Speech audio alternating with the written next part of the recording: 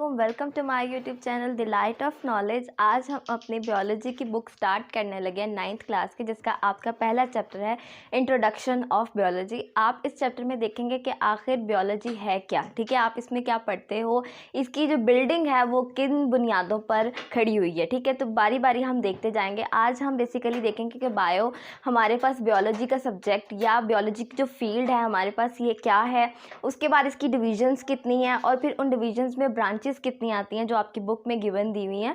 तो हम सारी वो बारी बारी डिस्कस करते रहेंगे। सबसे पहले बियोलॉजी देख लेते हैं। बियोलॉजी बेसिकली हमारे पास स्टडी ऑफ लाइफ है। बियोलॉजी वर्ड जो है ना हमारे पास दो वर्ड से मिलकर बना हुआ है। सबसे पहले बायो और दूसरा है लॉगोस। बायो मीन होता है हमारे पास लाइफ, तो हमें पता है study of life is called biology and logos mean thoughts and reasoning, ठीक है। कि जब भी बियोलॉजी वर्ड आपको पढ़ने को कहीं पे भी मिले तो आपने समझ जाना है कि ये स्टडी ऑफ लाइफ है, कि हमारी अर्थ पर किस तरह लाइफ एग्जिस्ट करती है, कौन कौन से ऑर्गेनिज्म में की कौन कौन सी प्रॉपर्टीज़ और करेक्टरिस्टिक है, सब चीज़ें ह्यूमन बीइंग से लेके एक छोटी सी चूंटी भी है ना, हम उन सब चीज़ों को बियोलॉजी में स्टडी करते हैं, ठीक हो गया। तो biology the study of life is known as biology, ठीक हो गया। अब ये दो लफ्ज़ों से मिलकर बनी है bio. Bio mean life and logos mean thoughts and reasoning, ठीक हो गया। अब बायो की हमारे पास 3 डिविजन्स हैं। हम बायो को 3 डिविजन्स में डिवाइड कर देते हैं, ठीक है। बायो की डिविजन्स हैं।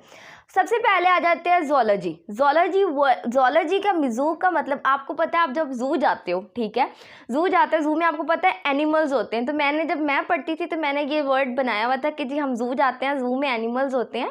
तो क्या the study of animals is known as zoology. Then आ जाती है आपके पास botany. The study of plants is known as botany. उसके बाद आ जाती है माइक्रोबियोलॉजी। आपके पास जहाँ पर बड़े बड़े जानवर मौजूद हैं, प्लांट्स मौजूद है, वहीं पर आपके पास कुछ ऐसे ऑर्गेनिजम्स भी मौजूद हैं जिनको आप अपनी नेकेड आई से नहीं देख सकते, आप अपनी आम आंख से उनको नहीं देख सकते।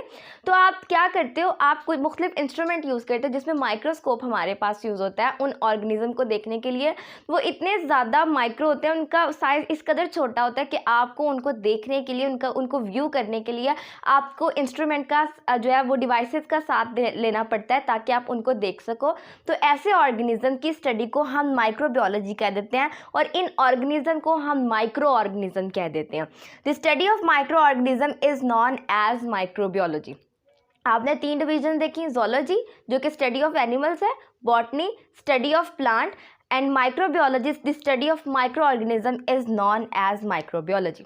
अब आ जाती हैं आपके पास इन डिविजन्स की सब डिविजन्स, मतलब इन डिविजन्स की मजीद ब्रांचेस कौन सी हैं। सबसे पहले आपकी बुक में दी हुई है मॉर्फोलॉजी। मॉर्फोलॉजी हमारे पास वो स्टडी होती है, वो सब्जेक्ट है या वो फील्ड है जिसमें हम क्या स्टडी करते हैं, हम किसी ऑर्गेनिज्म की फॉर्म और उसका स्ट्रक्चर देखते हैं कि कोई ऑर्गेनिज्म फिजिकली कैसा सा है, ठीक है, उसकी फॉर्म किस तरह की है, उसका स्ट्रक्चर किस तरह का है।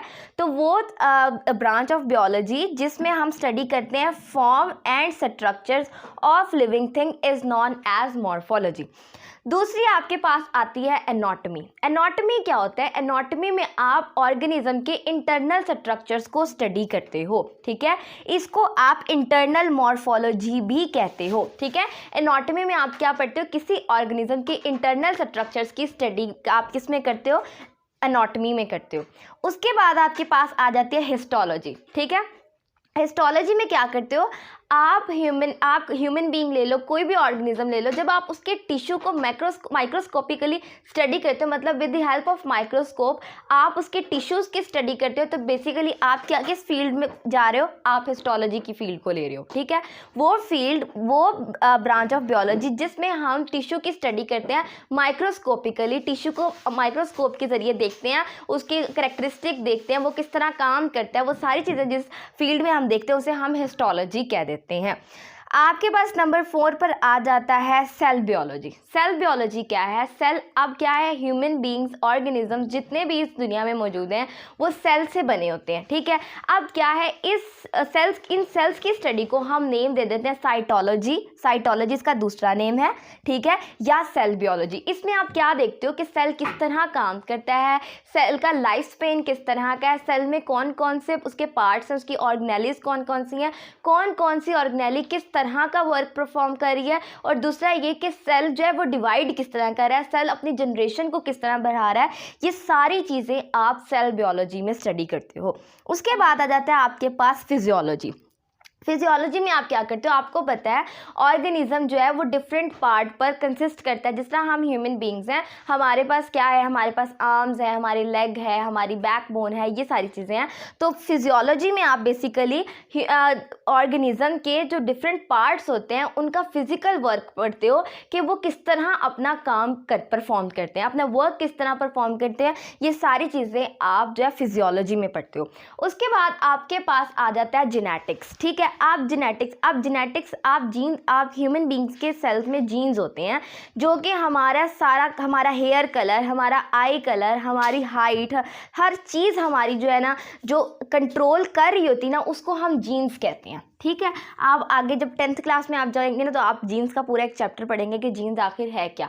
तो स्टडी ऑफ जीन्स और उनका रोल क्या होता है इनहेरिटेंस में, जब अगली नस्ल में, अगली जनरेशन में हमारे पास जीन्स ट्रांसफ़र किस तरह होते हैं, ये सारी चीज़ें आप जेनेटिक्स में पढ़ते हो। ठीक है, आपके जितने भी करेक्टरिस्टिक हैं वो या तो आपकी मदर के से होंगे या आपके फादर से होंगे। तो आपको बेसिकली जो जीन्स मिले हैं वो आपके पेरेंट्स की तरफ से मिले हैं।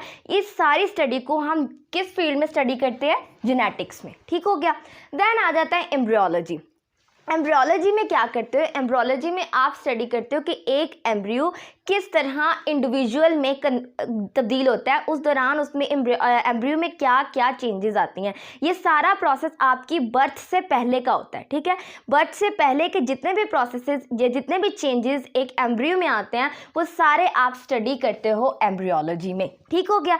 देन आ जाता है आपका टेक्सोनॉमी। टेक्सोनॉमी आपको क्या बताता है, टेक्सोनॉमी की फील्ड में आप क्या करते हो, जब भी कभी ऐसा हो कि कोई न्यू ऑर्गेनिज्म इस वर्ल्ड में डिस्कवर हो, ठीक है, तो आप उसके करेक्टरिस्टिक को स्टडी करते हो और उन करेक्टरिस्टिक की बेसिस पर आप उसका एक नाम रखते हो। ठीक है, उसका एक नाम रखते हो और आप ये देखते हो कि आपने इसकी क्लासिफिकेशन किस क्लास में करनी है।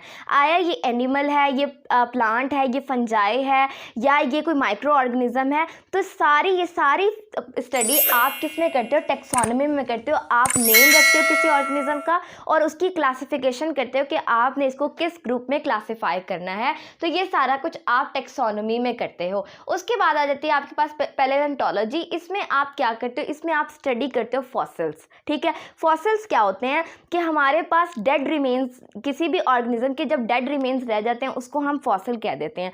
आपने जितनी भी डायनासोर्स के बारे में आज तक स्टडी की है, जितने भी लोगों ने स्टडी की है, वो किस बेस पे की है, वो फॉसिल की बेस पे की है। ठीक हो गया। उनके फॉसिल्स को देख के हम उनके करेक्टरिस्टिक्स, उनकी सारी प्रॉपर्टीज़, वो किस तरह का लाइफ गुजारते थे, ये सारा कुछ हम प्रिडिक्ट करते हैं with the help of our fossils. ठीक हो गया। देन आपके पास आ जाता है एनवायरमेंटल बायोलॉजी या इकोलॉजी। ठीक है, अब इसमें क्या पढ़ते हो, हम जहाँ पर हम रहते हैं वो उसके इर्द गिर्द का माहौल हमारा एनवायरमेंट कहलाता है। अब इन्वायरमेंट में किस तरह के चेंजेस आते हैं और उन चेंजेस का हम पर क्या असर पड़ता है, ये सब चीज़ें हम इन्वायरमेंट में पढ़ते हैं, या हमारा और हमारे इन्वायरमेंट का क्या इंटरेक्शन है, ये सब चीज़ें हम किस फील्ड में पढ़ते हैं, इकोलॉजी में पढ़ते हैं। ठीक है, कि अगर कोई ऑर्गेनिज्म किस इन्वायरमेंट में रह रहा है और उसका अपने इन्वायरमेंट के साथ किस तरह का ताल्लुक है, और अगर उसके इन्वायरमेंट में क्या कुछ चेंजेस आ जाएँ तो उस ऑर्गेनिज्म पे क्या इफ़ेक्ट पड़ेगा, ये सब चीज़ें हम किस में डिस्कस करते हैं, अपनी इकोलॉजी या एनवायरमेंटल बायोलॉजी में। नेक्स्ट आपके पास आ जाता है सोशल बायोलॉजी। ठीक है, सोशल बायोलॉजी में आप क्या पढ़ते हो, आप पढ़ते हो कि एक एनिमल सोसाइटी में किस तरह का बिहेव करता है, उसका सोशल बिहेवियर क्या है।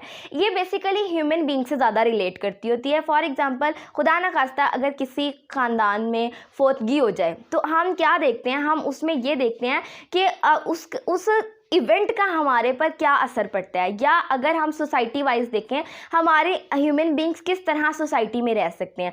एक सोसाइटी आपके पास जो होती है वो थर्ड सोसाइटी होती है, शीमेल वाली। ठीक है, तो उस सारी चीज़ों को आप सोशल बायोलॉजी में पढ़ते हो कि एक एनिमल का अपनी सोसाइटी में कैसा बिहेवियर है, सोशल बिहेवियर एक एनिमल का क्या है। फिर आपके पास आ जाता है पैरासाइटोलॉजी। पैरासाइटोलॉजी वर्ड से पता चला ये पैरासाइट से रिलेटेड होगी। ठीक है, पैरासाइट आपके पास क्या होते हैं, आपको पता होना चाहिए कि पैरासाइट आपके पास क्या होते हैं। पैरासाइट वो ऑर्गेनिजम्स होते हैं, वो ऑर्गेनिज्म होते हैं जो आपकी बॉडी में स्टे कर लेते हैं, ठीक है, आपकी बॉडी में आकर रहना शुरू कर देते हैं, आपसे ही शेल्टर लेते हैं, आपसे ही फूड लेते हैं, सब कुछ आपसे लेते हैं, लेकिन बदले में आपको क्या देते हैं, बदले में वो आपको हार्म करते हैं, आपको किसी किस्म की बीमारी लगा देते हैं। तो वो ऑर्गेनिज़म जो कि किसी दूसरे ऑर्गेनिज़म में स्टे करे, वही उसका होस्ट हो, उसका शेल्टर हो, उसको फीड भी करे, उसको फूड भी दे, लेकिन उसके बदले में उसे क्या करे, उसको हार्म करे, ऐसे ऑर्गेनिज़म को हम नेम दे देते हैं पैरासाइट का, ठीक है, कि बदले में हम उसे इतना कुछ दे रहे हैं, हम उसे शेल्टर दे रहे हैं, हम उसे फूड दे रहे हैं, लेकिन वो क्या कर रहा है, वो हमें उल्टा हार्म कर रहा है। तो ऐसे ऑर्गेनिज़म को नेम दे देते हैं पैरासाइट का, और पैरासाइट की स्टडी को हम कह देते हैं पैरासाइटोलॉजी। ठीक हो गया। देन आपके पास आ जाता है बायोटेक्नोलॉजी। ये बहुत इंटरेस्टिंग फील्ड है। इसमें आप क्या करते हो, आप डिफरेंट ऑर्गेनिज्म का यूज़ करते हुए कुछ ऐसे सब्सटेंसेस बनाते हो जो कि इंसानियत की वेलफेयर के लिए, इंसानियत की फलाह के लिए आप इस्तेमाल करते हो। फॉर एग्जांपल हमारे पास एक बीमारी है जो सबको खुदा न खासा होती है, डायबिटीज़, जिसको हम आम लफ्ज़ों में शुगर भी कहते हैं। इसमें क्या करते हैं, इसमें पेशेंट को इंसुलिन लगानी पड़ती है, क्योंकि इंसुलिन का जो है वो इंसुलिन का लेवल इम्बैलेंस होने की वजह से डायबिटीज़ के पेशेंट की कभी शुगर लेवल हाई हो जाता है, कभी कम हो जाता है। तो वो जो इंसुलिन हम उन्हें लगाते हैं ना, तो वो इंसुलिन भी हम किसी दूसरे ऑर्गेनिज्म की हेल्प से प्रिपेयर करवा रहे होते हैं। तो ये सारे प्रोसेसेस हम किस में देखते हैं, बायोटेक्नोलॉजी में देखते हैं। इसके बाद आपके पास कुछ और ब्रांचेस भी आपकी बुक में दी हुई हैं। सबसे पहले आपके पास है आपकी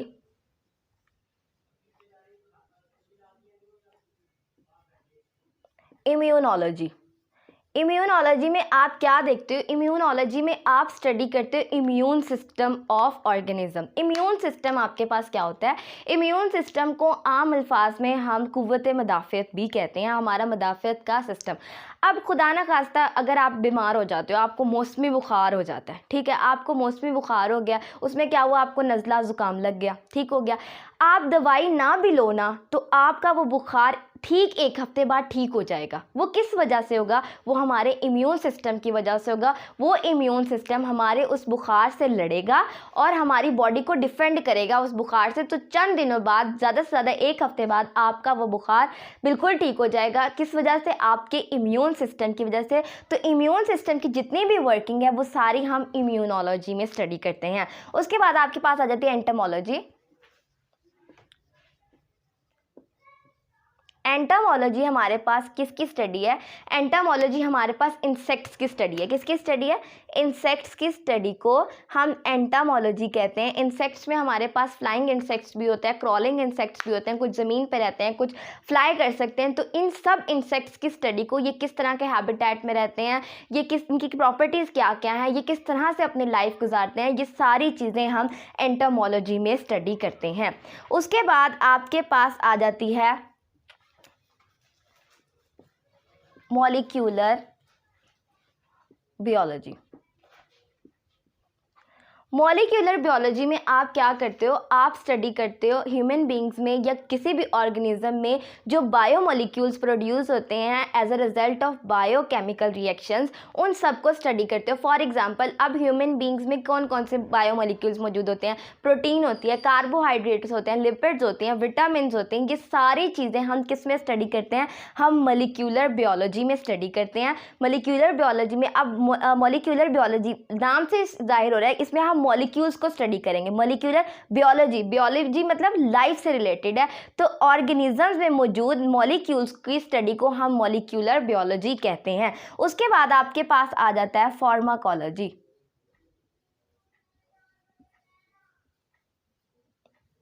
फार्माकोलॉजी हमारी ड्रग्स और मेडिसिन से रिलेटेड होती है। इस फील्ड में हम क्या देखते हैं कि अगर किसी बीमारियों से रिलेटेड, बीमारियां तो हमने देख ली कि बीमारियां कौन कौन सी हैं। अब उन बीमारियों को ठीक करने के लिए, उनके क्योर के लिए हम डिफरेंट ड्रग्स, केमिकल्स और जो हमारे पास मेडिसिन होती हैं वो यूज़ करते हैं। तो उन मेडिसिन की स्टडी, उनको किस तरह प्रिपेयर करना है, उनको उनके साथ क्या कैसे कैसे इनमें चेंजेस लाने हैं कि हमारी बीमारी क्योर होती रहे, तो इस सारी स्टडी को हम फार्माकोलॉजी कह देते हैं। आपने आपके लेक्चर में क्या देखा, आपने बायोलॉजी देखा, आपके पास बायोलॉजी क्या है, उसके बाद डिवीजन देखी, जोलॉजी, बॉटनी एंड माइक्रोबायोलॉजी। उसके बाद आपने ब्रांचेस ऑफ बायोलॉजी देखी, जो मेरा ख्याल से 16 to 17 है। यहाँ पर आपका लेक्चर समअप हो जाता है।